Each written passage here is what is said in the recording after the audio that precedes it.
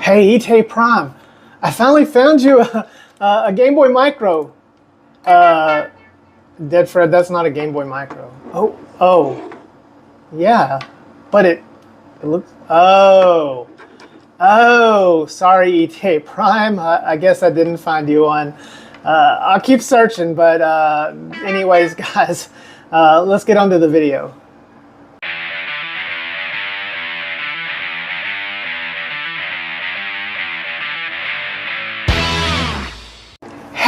My Sonicateers, Sega Game Girl here. No wait, I'm not Sega Game Girl. It's Dead Fred. Hey BMO. Anyways, guys, welcome back to the channel, Deadheads, or welcome for the first time, new Deadheads. Today we're doing a video taking a look at 3 older handhelds at release, but I wanted to take a look at and just share with you guys my experience on revisiting these handhelds that I never had in the past, and I have them now, and just want to let you know what I thought about them and what they are, and see if they might be of interest to you. Anyways, let's get started. Hey Deadheads, this video is brought to you by IHG, the International Hotel Group. Well, they want me to rest easy, and when I travel, I often have to stay in different hotels, and so I'd like to say that IHG has treated me really good. Shout out to Adriana here, who, you know, gave me a nice clean room to stay in as I travel for my day job, the one that I do every day that I love and is my main job. This, guys, is my fun time. But I wanted to do a shout out to IHG and say, hey, if you're going to go out there, look for an IHG family of hotels, which include Holiday Inn Express, like I'm staying at now, and check them out. They're usually clean, friendly, and this room is clean. Anyways, Deadheads, on to the content. There are a lot of handhelds. A lot of handhelds that came out before we started this channel. And today, we're going to take a look at some of these handhelds, 3 of them to be specific, that I've been trying out that are older handhelds, but I think deserve a second look to see how do they hold up here in 2024. Anyways, guys, make sure you hit that like button and subscribe. We thank you for all the subscriptions. We're nearing 1,000 subscribers. Wow, I can't believe it. I feel really blessed and hope that we'll continue to grow this community, but shh, let's keep this a best kept secret. So, Deadheads, let's get on with our journey here. Let's start. Okay, I gave you a sneak peek of the first handheld we're going to take a look at, and this is the Trimui Smart S. Now, the Smart and the Smart Pro have been very popular, but this little guy right here is just something amazing. First of all, this thing has got to be like the most pocketable, lightest little handheld that I have tried. Now, there's a lot of issues with this, even now, even all the time, the updates, the firmware updates. This guy's been out for a couple of years, and they've updated it even as soon as last year. But first, this thing's pocketable, okay? It's got pretty good build quality. It does have this metal plate, which is prone to scratch. Looks like I got a scratch there on it, which I just now noticed. So that's kind of unfortunate. But it's nice to have this little metal back plate on it. It's a Trimui Model S. And again, this has a pretty older CPU. It's not going to emulate a whole lot.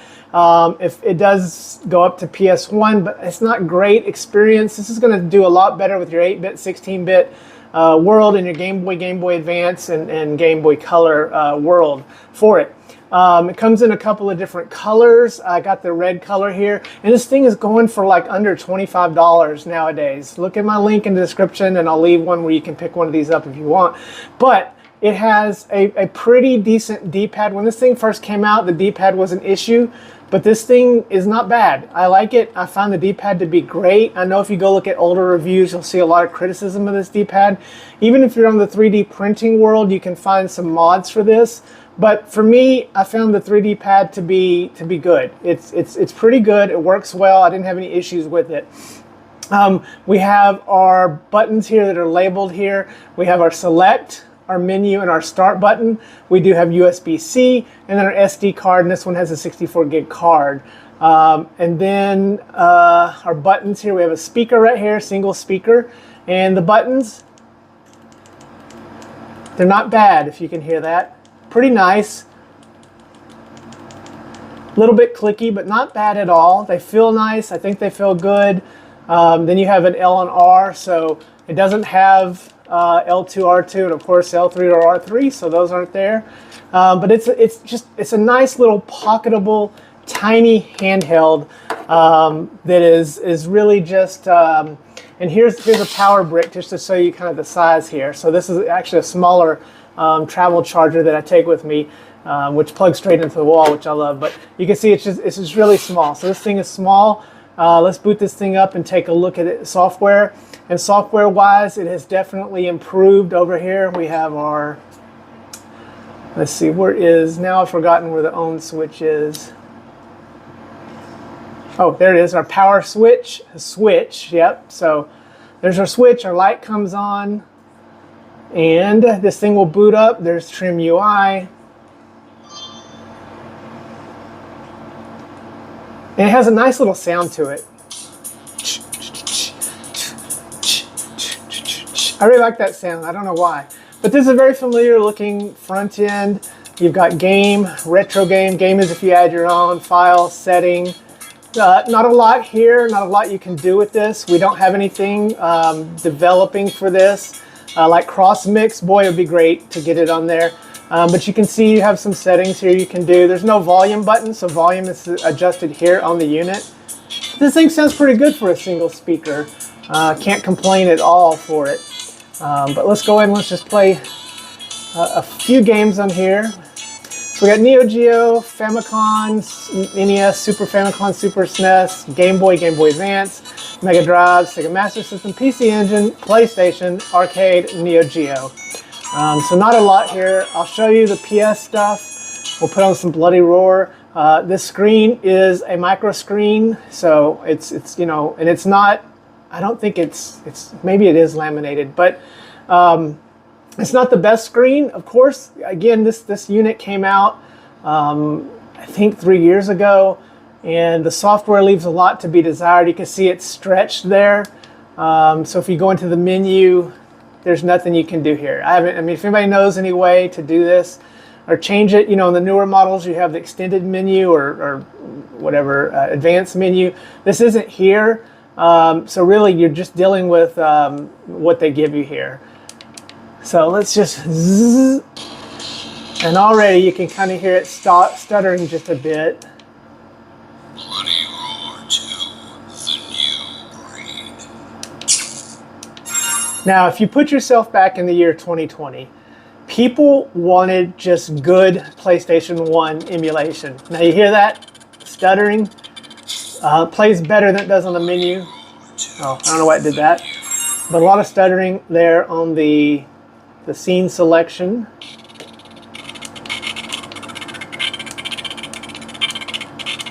And these games are the ones that came on here. You can see it's just choking away. There's no way to do an FMV hack or frame skip or anything like that unless it's built in, but nothing I can see. And yeah, this is just not playable. I wouldn't even try this on PS1. To me, this is just not really. And I don't know, maybe I've got a bad unit here. I don't know. Yo, tell me, Deadheads, if you've. Man, that scratch. Boy, that's really unnerving. So. But. Yeah, you can see this is not playable, which is a real shame. And like I was saying earlier, all people wanted back then was just get PS1 to play. It's even struggling to get into the menu here. So I'm going to call poo-poo on this and say I wouldn't try this with PS1. There may be something on here. Let's see what Symphony of the Night does. But it does play Game Boy Color, plays it well. Nintendo, Super Nintendo, it's playing pretty well. I haven't pushed it on Super Nintendo, so who knows. So I couldn't get the previous game to load, but let's try some Crash Bandicoot number 2. And here we go again with the FMV stuttering. It's stretched out. I don't think there's a way to do anything with the menu here. No.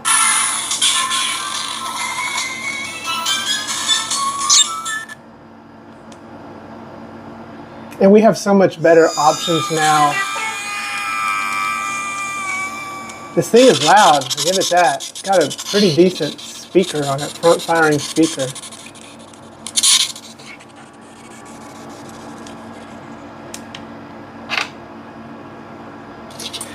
And yes, it's just a stuttering mess. So don't expect to be able to actually play anything on here, anything enjoyable. Maybe there's some custom firmware out there I'm not aware of, but I didn't see any. So yeah, temper your expectations with this one. But let me show you some games that will play okay on this, that actually do play good, and we'll go into some Game Boy Advance.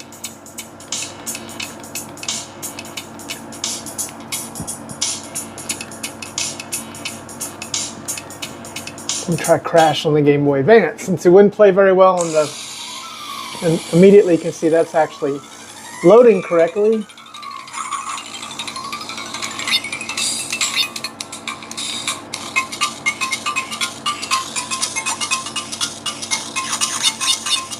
And yep, that's playable.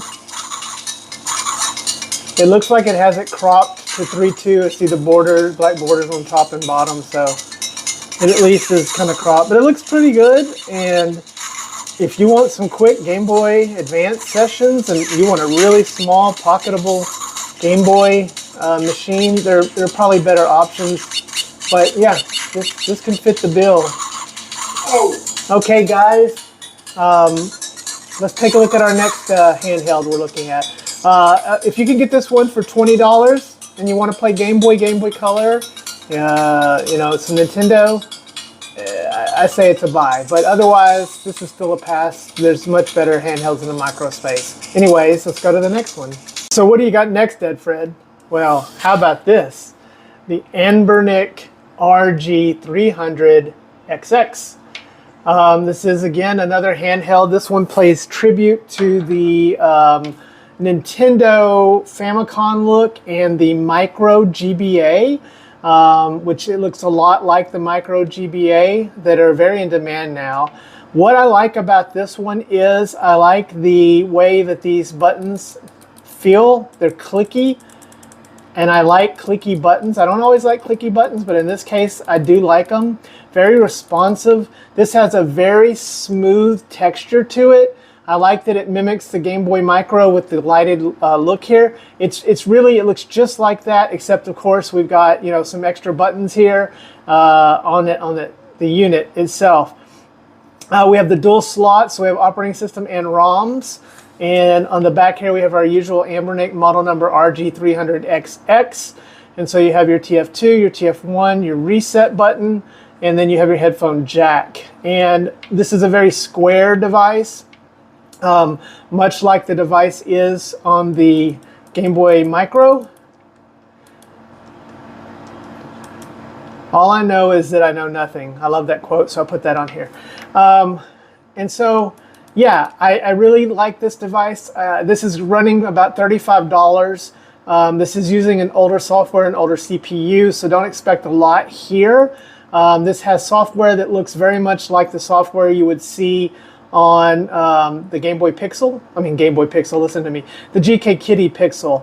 But we'll go in here and we'll play some Game Boy Advance and just show you guys what it looks like playing Game Boy Advance on here, which it runs fairly well. Again, this software is not going to give you the most ability to do a lot of stuff with it. But this is just the evolution of Anbernic. You got to remember, if you love Anbernic this year, you love what they've been doing, you love what they did last year, you go back and look where they came from. And when you look at someone like Magic X that is just starting out and you can see where they're at, it's pretty impressive and exciting to see where these companies can get when they really listen and they really try. So I don't know about you guys, but it just feels nice. I love this classic look. I love the shiny buttons. I just love everything about this. It's not the most comfortable to hold, and sometimes I don't even know why I like something, but I find myself picking up and playing this since I picked it up. It's pretty loud. Turn it down a little bit. Oops, didn't mean to do that. So there's your buttons. You can change some of the stuff on here. It's not through RetroArch. But you can put the FPS counter. We can do our scaling We'll go into aspect. We'll do hardware scan horizontally. Let's see what that looks like. And it looks good. Again, this is somewhat pocketable. This is a 3.5-inch screen, horizontal handheld. You know, the RG300X is of course a way better machine than this. I wouldn't mind if they did an RG300X in this colorway. In this style, that would be actually nice. But yeah, this is playing Game Boy Advance really well. So if you can't find an actual real Game Boy Micro, which we have one, but they're expensive. And if you watch DTA Prime over on the podcast a couple weeks ago, he's been on the hunt for one that's not in terrible condition, and it's not easy to find, even overseas. So sorry guys, this is really loud. Does have a good speaker here, but yeah, I like this. Again, it's one of those handhelds. It's got a lot of flaws.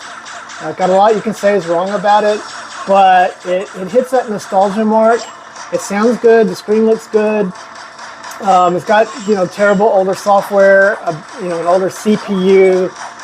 It's not great on battery life, but it's got a decent screen, and it just hits the mark for nostalgia. It's just, I don't know, it's fun to play. So, all right, guys, let's see what Dead Fred has left. We have one more to take a look at for this video.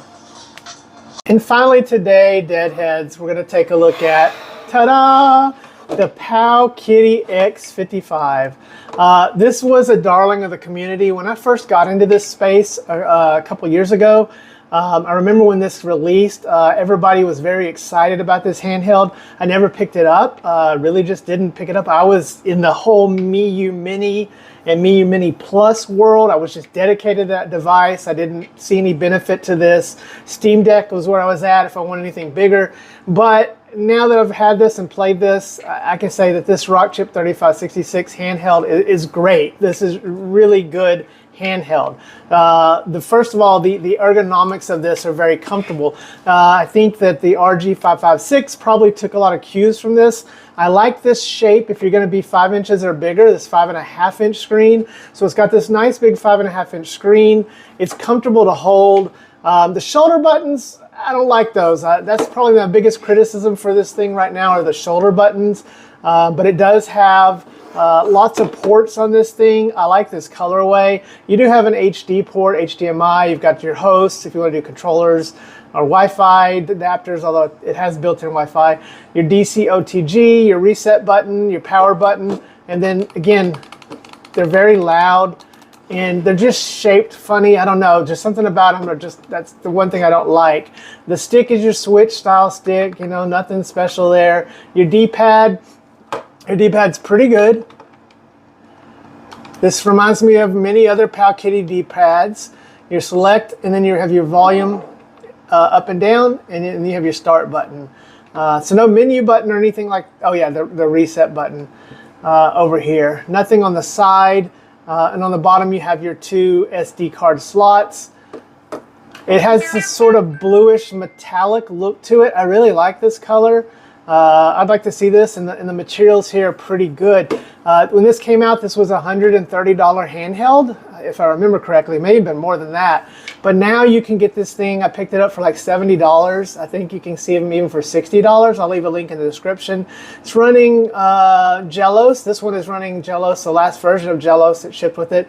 It's a 3566. There's a lot of support. You can put Android on this thing, although I'm not a fan of using Android without a touchscreen. This is not a touchscreen, so I didn't really like Android on this. I don't on the E6 Plus, Android was not that great. So I don't think I'm ever going to be an Android fan without a touchscreen. But hey, you might like putting and tinkering along with this. This thing is a great tinkering device.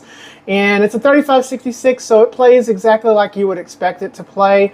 It's going to play games pretty well here. They have a nice curated amount of games on here. A lot of PSP minis, but also a lot of actual PSP games on this that play pretty well. You're getting the typical 3566 experience here, so we've ran that to the ground with these. But look, it just has a ton of games. I do want to thank GoGameGeek for sending this out to us. This product was provided by GoGameGeek. I'll leave a link in the description. Make sure you shop there. They're great. They're wonderful. A lot of helpful people there to help you out. It's a great service. If you don't want to mess with AliExpress and all the problems, GoGameGeek is a great alternative. So again, thank you to GoGameGeek for providing this product here for us to take a look at and do this little review of it to bring it to attention.